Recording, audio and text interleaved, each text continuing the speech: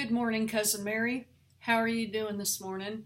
We just got back from Bridge City, Texas last night. Um, it was an eventful trip. We enjoyed seeing Cindy's mom and dad, and that's it. We came home. We were so happy to be home. It's always so nice to be home after you've been away from home. You know, you're so used to your own things. I mean, even the toilet paper I use, I'm really used to. So it's always nice to be back home. I don't like going away from home.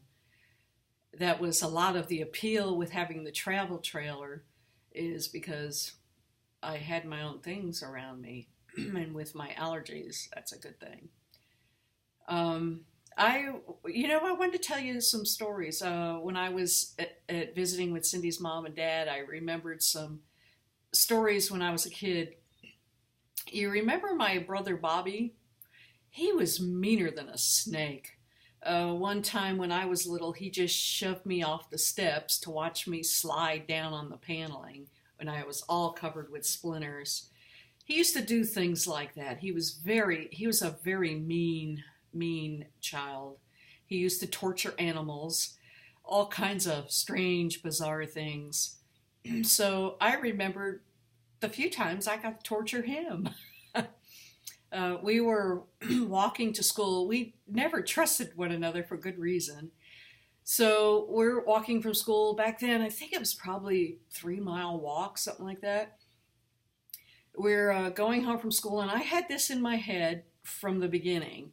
So I told Bobby, I said, why don't you pretend you're blind and I will lead you home? No, I'm not going to do that. I said, trust me, Bobby, you can trust me. First keywords. Anytime someone says trust me, don't trust them. So he closed his eyes and I steered him along the paths and steered him up and down the roads, and he'd open his eyes and, he kept doing it, and gradually he got to trust me more and more. So we get closer to home, and I had everything all planned. So I told him, I said, pick up a little steam now. Let's see if you can run and follow directions. So he's running, told him, turn left, turn right, go on, go faster. And then, bam, I ran him right into the big old cactus tree. There was a cactus tree right on the corner of our house, and I had been planning it the whole time. That was one. There were only 2 times I ever got him in my whole life. And the second, our neighbor Jody Vincent. I love Jody with all my heart. She had the coolest bike when they came out with those banana seat bikes and the steering wheels. Jody had one. They were carnival people, so she always had everything. She had the best of everything before anyone else. And we were the lower income people of the neighborhood, so we never had anything.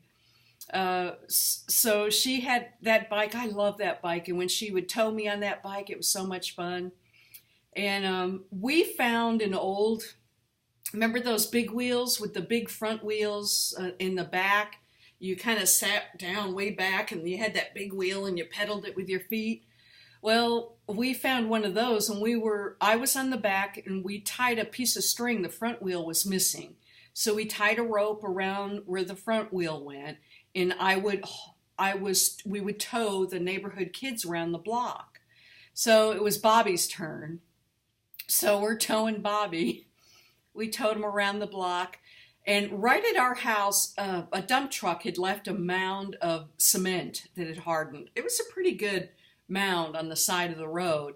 So we're speeding around, and Jody goes over that hump, and I let go of my brother Bobby. Boom! He goes into the air and sliding across the road. I laugh this day to think of that. You may think I'm mean, but Bobby was very, very mean. He really did deserve these things. So those were the 2 times I was able to get my brother Bobby. So that's all for today. I'll talk to you later.